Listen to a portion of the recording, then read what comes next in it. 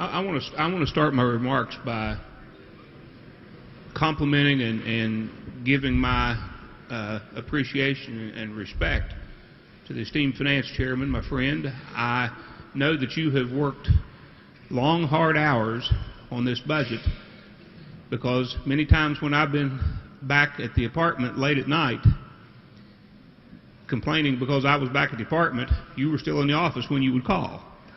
So I know that you've worked very hard.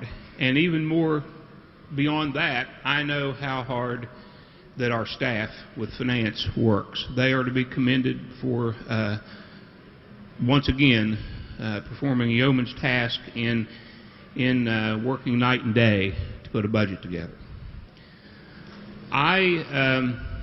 There are some good things in this budget.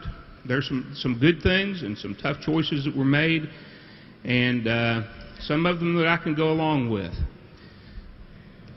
But I won't go into the ones that I can't go along with.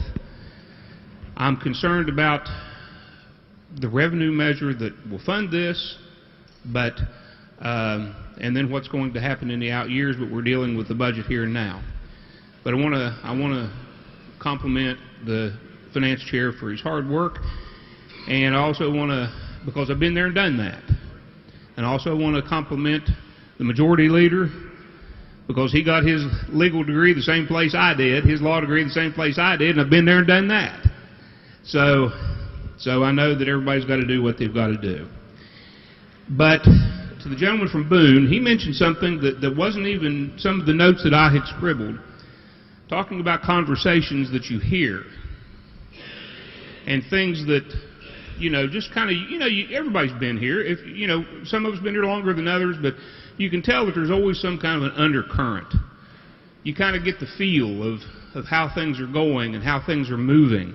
You may not actually see the final product, but you get a general sense. You know where it's going.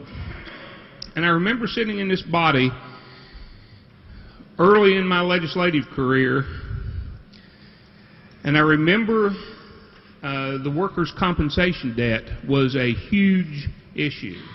And I remember that there was a proposal from an education chairman from long ago that they were going to save workers' compensation, or they were going to pay off the workers' compensation debt by getting rid of Bluefield State College and Glenville State College. Now, actuarially, they said that it would take over 100 years to pay that debt off.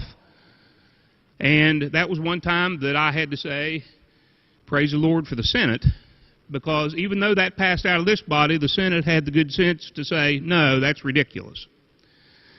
And since that time, I think that we've noticed that our college going, as the majority leader mentioned, our college going and our college graduation rates are horrible. They're horrible. Now, I want you to think and put yourself in the position if you were a worker, a staff person, someone, a faculty member, somebody in administration at any of our colleges and universities, and you see zeros all down the list coming out of this body as to what your funding level was. You think that'd give you pause for concern if you were one of those folks? Wondering, what was going to happen about the uncertainty? I don't think any of us want to go back home and say, well, we just passed the buck and we just decided to let an unelected body, an unelected appointed body, make the tough decisions about who gets funded at what level, or maybe some don't get funded at all. And it's wrong. It's wrong. If people want to put the cards on the table and propose some things that I certainly wouldn't support, because we talk about funding and we talk about fairness. Well, I'm from Central West Virginia, and I love my brothers and sisters from Southern West Virginia, and I know that you guys have had it, and ladies have had it tough. And I know that my friends and from northern West Virginia things have gone much better. But living in central West Virginia, we really don't seem like we belong to any area. But it's a multi-county area of Braxton and Gilmer and Lewis and Clay and Calhoun and Roane, Webster, Nicholas. And we've got a lot of the same problems that southern West Virginia has, but quite frankly, we don't get the attention for it because we haven't done as good a job of making our case for infrastructure, for jobs. And everybody drives up 79 and they drive up and say, boy, things are beautiful in Flatwoods. Well, get off at Flatwoods and drive over through the country and go over to Burnsville and go to Glenville and drive up toward Diana and Cowan. Go see what you see. Drive down toward Clay and Ivydale. See what you see. Glenville State College doesn't get a lot of promised scholars, but they do get a lot of first-generation college students. Right here sits my good friend from McDowell, National Science Teacher of the Year, got his undergraduate degree at Glenville State College. National Science Teacher of the Year. Glenville State College. Now, I'm making my case for Glenville State College, but I mean to make the same case for Fairmont and for West Liberty, Concord, Bluefield, everyone up and down that list. Because what's happening is not acceptable. And when you go to these areas, don't just assume that everything should just be even. You know, our parents tried to make everything even when I was growing up between me and my brother so nobody's feelings would get hurt. Well, you know, life's not even, life's not fair. That was nice of them to do that, and I love them for it. But the problem is, some places, some colleges, some universities, and some services that are provided are always going to cost a little bit more per student than others. You've got the socioeconomic factors. You've got the transportation factors.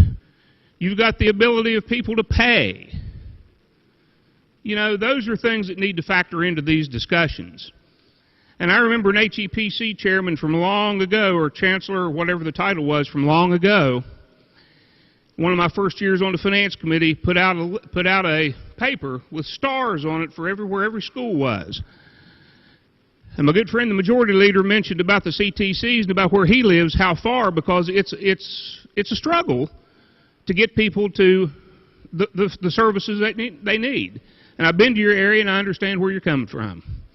But I don't think that there's a college or university in this state, if you plucked Glenville State College out and didn't fund it or it wasn't there, there's nothing within 60 to 70 miles. Now, I want to tell you, folks, that's going to translate into an even lower college going and a lower graduation rate than the abysmal rates we already have now. Because don't assume that they're going to automatically go to Fairmont or to WVU or to Marshall. You know, my good friend from Boone, he mentioned about I could pull out my empty pocket here on the right and on the left because we sent one to WVU and one to Marshall, and very proud of them. And each institution worked perfectly for them, and they're very successful in their careers. I went to Glenville State College, and my mom went to work my senior year in high school. She was a stay-home mom, and she went to work my senior year in high school. When she went to work, and she won't ever say this, but I know why she went to work, to help pay for me to go to school. And I know that many people in here worked their way through school, and I'm one that did too. And I'm very proud of it. And I'll tell you what I did.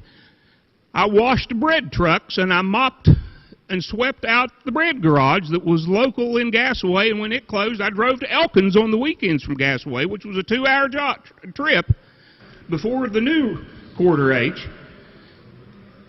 to help put myself through school. You know, I was a first-generation college graduate. But my mom, who helped put me through school, My mom worked at DHHR. She went back to school. She'd never been to college, but she went to college evenings, weekends, took days off from work, and she graduated and she got her social work degree from Glenville State College. She couldn't have done that if it hadn't been there. You know, when we talk about zeroing out funding, whether we're doing it to make a point or whether we're doing it to whether we truly think that schools need to be defunded or funded at a lower level, going back to that current that you hear, I heard the discussions here loud and clear about the possibility, well, let's just cut off, let's just abolish the HEPC. Do we really need it? But we didn't do that. But now, do you think that HEPC is going to take note of the fact that that was talked about when they make their decisions of the people that didn't cut it off but could have, because they sure eliminated education and the arts? Listen, it'll play in. It will play in. I think there's good people on HEPC.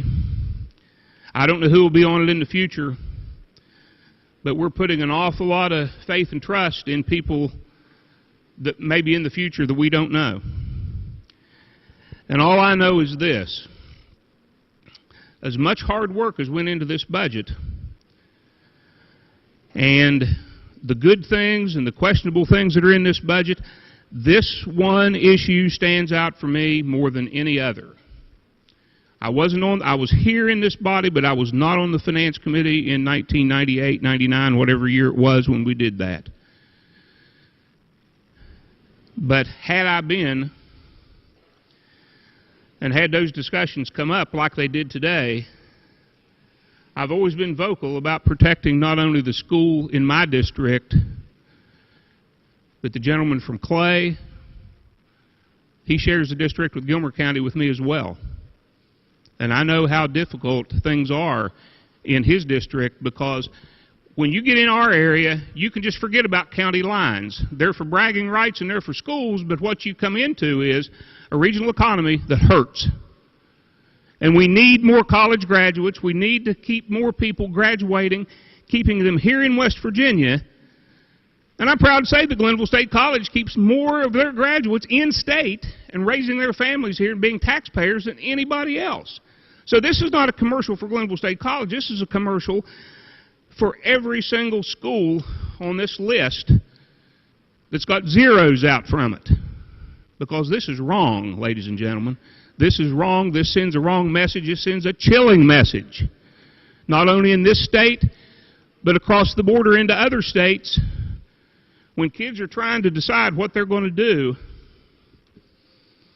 we really want to give them this? Well, this is what we think of you. This is what we think of higher ed. Mr. Speaker, you attended the same event that I did, at no cost to the legislature, I might add, in Morgantown about a week before the session began. It was probably the best conference that I've ever attended, and it only lasted 24 hours, from noon Thursday to noon Friday. And our finance chair was there. I believe our education chair was there. And we had former Governor Jim Hunt, and his Hunt Institute helped put this on. And he drew the analogy. He looked at West Virginia, and he looked at what happened in North Carolina back in the 70s. He's four-term governor. And he said, you know, I look what's happened in West Virginia with the economy. And he said, I look at what's happened in North Carolina in the 70s. The textile industry had left, gone overseas. The tobacco industry, you know, they could see the handwriting on the wall. The furniture industry was going overseas as well. So he made that same connection with what we've been going through for the last several years here in West Virginia. But he said in North Carolina what they did, he said they had to make a decision of where they were going to put their resources. And the decision they made, they went all in with education, with community and technical colleges, with higher education, and they didn't know how it was going to turn out. Drive down North Carolina right now. They've turned things around in that state. Ladies and gentlemen, we can do the same thing too. We don't need to be putting zeros on a list. We need to be thinking about ways that we can increase revenue to raise their budgets so they can offer more programs to get more people in college and more technical degrees so we can have more trained workforce here in West Virginia. Heaven help us if we don't. With all due respect to my friends and colleagues, and you, Mr. Speaker, and the Finance Chairman, I cannot vote for this budget, not the way it is right now. Thank you.